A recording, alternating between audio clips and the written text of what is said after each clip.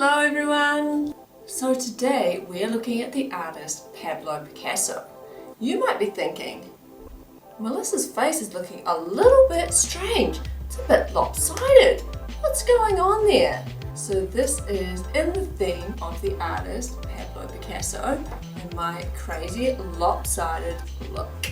Now Pablo Picasso was a famous artist in the 20th century and he was born in Spain. And he was really well known for doing cubist artwork. And what is cubist artwork, you might be thinking? Well, it's when you do an artwork that shows more than one side of the same thing in the one artwork. So we can look at things from the front, or the side, or the top down, or even from underneath. So there's lots of different ways of looking at the same thing. Have a look at my little fox here. So if you look at him from the front, you can see his two ears, his nose and his eyes. So he's that shape. If we turn him to the side, you can see the shape of his nose a little bit better, but you probably can't see both of his eyes. You might even only be able to see one ear. If we look at him from underneath at his face, you're going to see something completely different. So Pablo Picasso and other cubists tried to show more than one side of things at the same time. And that's what we're going to try and do today.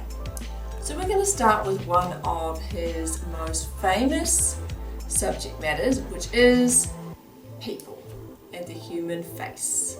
So we're going to create a portrait. And to start off with, we need to put the face shape onto our page. Now we all know that often when you do a face shape, it's just kind of like an oval or a circle. Well, Picasso did lots of really interesting face shapes because when your head is turned in different directions, it's a different shape. So if you can, when you do this, try to do a little bit more of an interesting shape. And hopefully that little graphic will show you some interesting shapes that you could use for your face. So to start off with, we're going to do our face shape. We want to do this in the top section of our page, but we want to leave room down the bottom here because we're going to be putting on the neck and body. So we're going to put on a bit of a head shape here. Now my head shape is going to be, I'm going to do a bit of a wobbly one like that. And then down the middle of our face here, we often, when we do faces, we do a line down the middle, don't we? So we do a line down the middle of our face here. It's the center line of our face. So I would go ahead and put that on as well. Now we're going to deal with both sides of the face a little bit separately. So on the one side of the face, we're going to start at the top of the line here. We're going to do the face as if it's turned to the side. So you can see when my head's turned to the side, I've got my forehead, and then my nose sticks out like this, and then it comes in, and then there's my lips, and then there's my chin. It's quite different from when I'm facing you, and you can't actually see the shape of my nose really. It looks more like a triangle. So we're going to do on this side, we're going to do the face as if it's turned to the side. So we've got our forehead. So we're going to go from our center line at the top. We're going to do a forehead, so like a curving line. Then we're going to put our nose on, and it's going to be a nose from the side. Or you can choose one of the noses from the nose shapes page that I've sent you. You can do a nose from the side, which is one that's like sticking out. So you can do a triangle shape or a crazy sticking out nose. Crazy sticking out nose. Then we're going to put our lips on here as well. Got a line going down from our nose. Then we've got our lips. Now our lips we're going to have, when we turn to the side, we can only see half the lips. So we're going to put half the lips on here.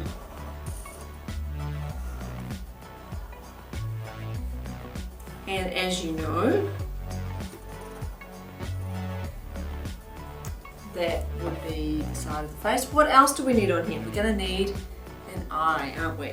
So when the eye is turned to the side, it looks different too. So it looks more like a triangle shape with a circle eyeball in it. More like this. And we need an eyebrow. And that's our one side of the face, and profile, which is side of the face. Now this side of the head is going to be facing forwards. So we're going to do a facing forwards eyeball.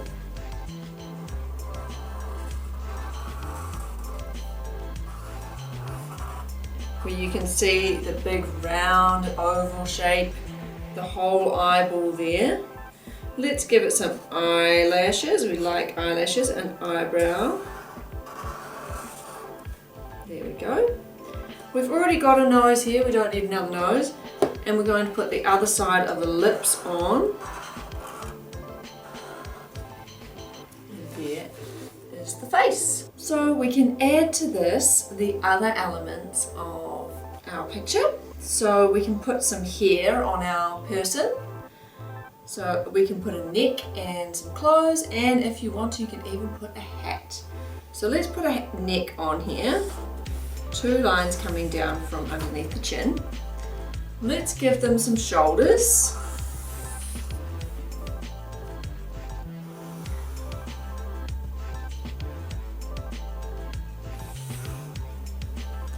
And of course we're going to want to put some clothes on here as well, so let's put some clothes on. We're going to have a collar. Shall we put a collar on? Now what Picasso would do with the clothes is it would often have different, like a patchwork.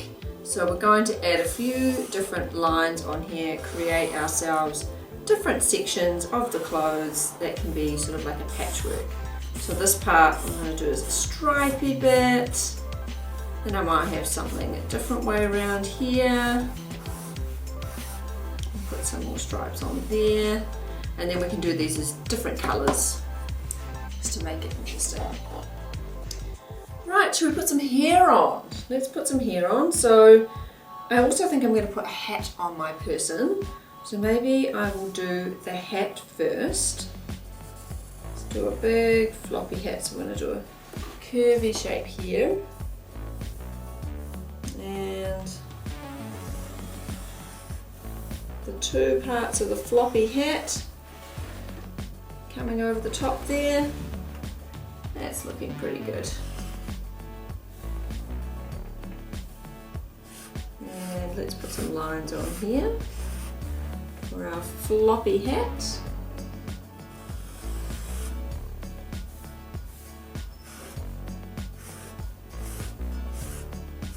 That's the cane of the hat. But you can do whatever sort of hat you would like on top of your person. So it's quite cool to create an interesting hat with different parts to it, and then you can add different colours to the hat. And putting some hair on is the last step. So give your person some hair coming out from under their hat there, and we're going to put some lines in to show the different strands of hair.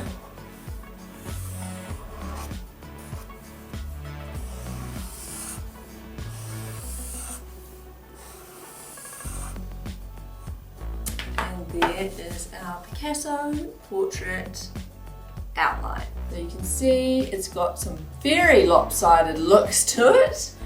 We've got a wonky face, we've got one eye one way, one eye the other way. We've got wonky lips. Everything's just a little bit interesting, isn't it?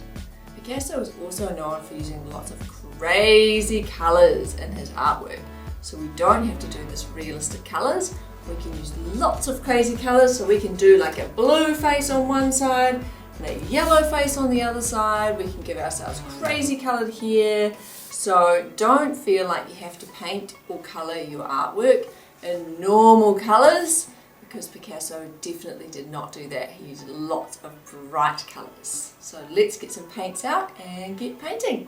Right, let's see what colours we want to use here. So let's paint this side of the face bright blue.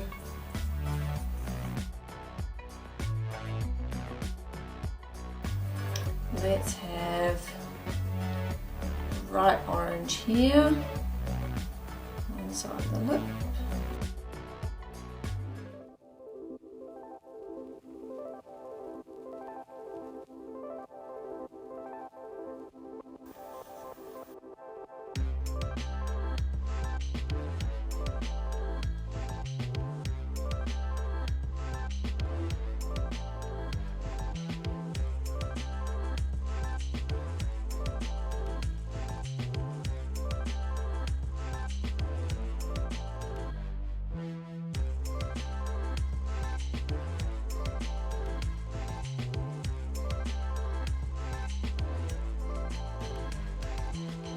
So once you've put all your colours in, we're just going to go over our black lines again.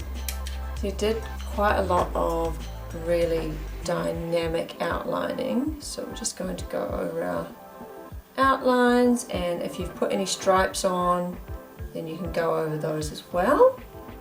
You can do that with a pen once it's dry, or you can do it with your black paint.